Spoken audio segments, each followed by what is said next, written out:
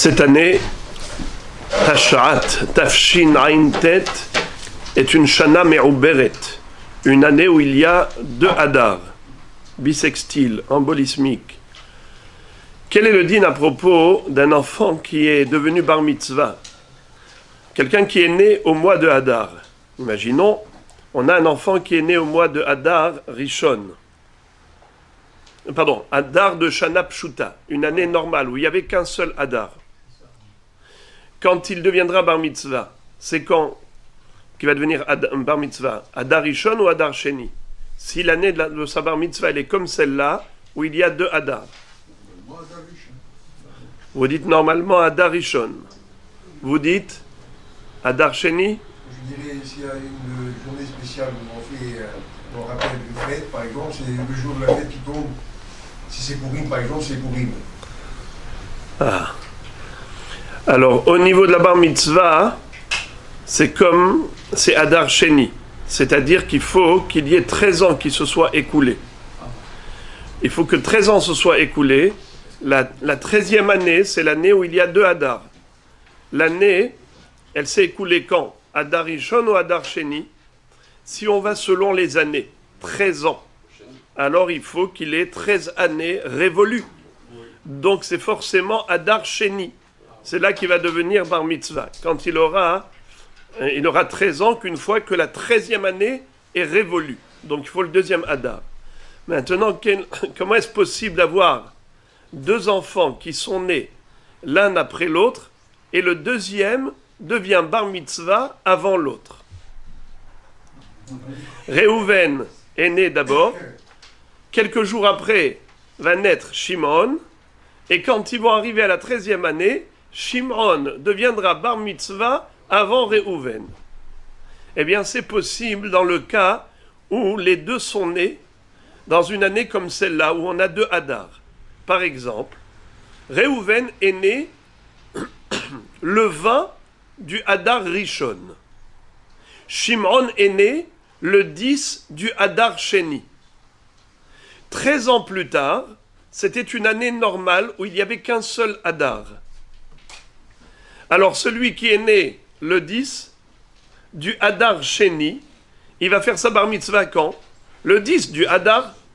Celui qui est né le 20 du Hadar Rishon, il va devenir bar mitzvah quand? Le 20 Hadar. Donc celui qui est né le 20 du premier Hadar est devenu bar mitzvah 10 jours après celui qui est né avant lui. 10 jours après celui qui est né après lui, pardon. D'accord? Maintenant, quel est le din à propos du jour de deuil? C'est-à-dire, lorsque quelqu'un, par exemple, jeûne le jour de la ptira de ses parents. Chaque année, normalement, il faut jeûner le jour du décès de ses parents, soit de son père, soit de sa mère. Imaginons que ça s'est passé dans une année où il y avait un seul Hadar. Et maintenant, c'est une année où il y a 2 Hadar. Quand est-ce qu'il va célébrer la mémoire de son parent? Premier Hadar ou 2e Hadar? L'année du décès, c'était une année où il n'y avait qu'un seul Hadar. L'année en question, c'est il y a 2 Hadar, comme cette année. C'est quand qu'il fait la Azkara? Vous dites 2e Hadar. C'est une mahloket entre le Mechaber et le Rama. Pour les Sfaradim, c'est comme vous avez dit, 2e Hadar. Pour les Ashkenazes, c'est le 1er Hadar. Et d'ailleurs, le Rama dit que celui qui peut jeûner les 2 jours, c'est bien. Hadar Rishon et Hadar Sheni. Mais bon, en tout cas, pour les Ashkenazim, c'est comme ça qu'ils font, Hadar Rishon. Pour les Sfaradim, Hadar Sheni. Qu'en est-il si l'année du décès, c'était une année où il y avait 2 Hadar? Et l'année en question, c'est aussi une année où il y a 2 Hadar. Comme par exemple cette année. N'est-ce pas? Cette année, il y a 2 Hadar. Voilà, on a maintenant quelqu'un pour lequel on va faire tout de suite la Ashkava, Mordechai ben Simcha. On va faire tout de suite le Nihum et la Ashkava. Eh bien, il est Niftar, Hadar Rishon.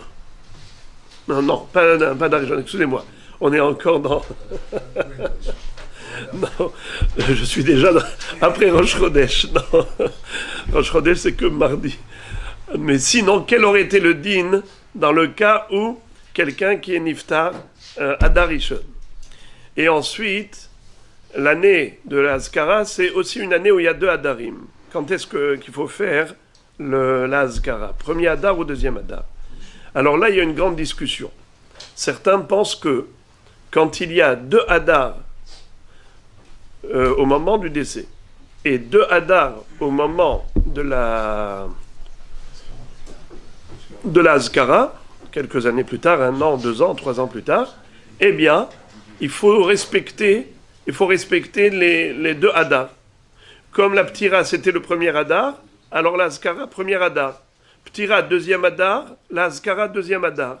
Puisque les 2 années en question sont des années embolismiques. Donc elles sont exactement pareilles. On n'a pas de question. Mais d'autres disent que malgré tout, bien que il y ait 2 Adar, tout de même, c'est le Adar Sheni qui fixe. D'après pour les Sfaradim et pour les Ashkenazim, c'est Adar Rishon.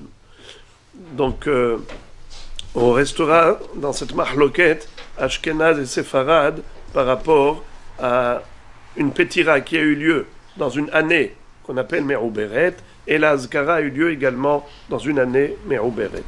Bouchim Tiyu.